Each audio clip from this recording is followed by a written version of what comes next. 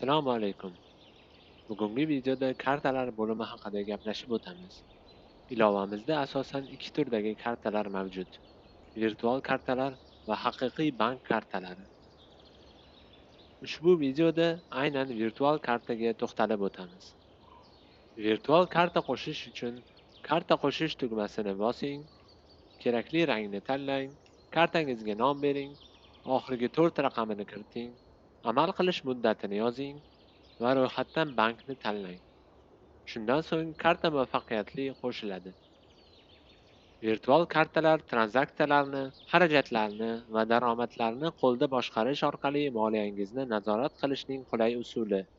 Ya'ni, bu qo'lda boshqariladigan kartalar bo'lib, ularga daromad qo'shish yoki xarajat kiritish orqali moliyaviy balansi o'zgaradi. Daromad qo'shsangiz balans oshadi, xarajat qo'shsangiz kamayadi. Ushbu video qisqacha shulardan iborat edi. Rahmat, salomat bo'ling.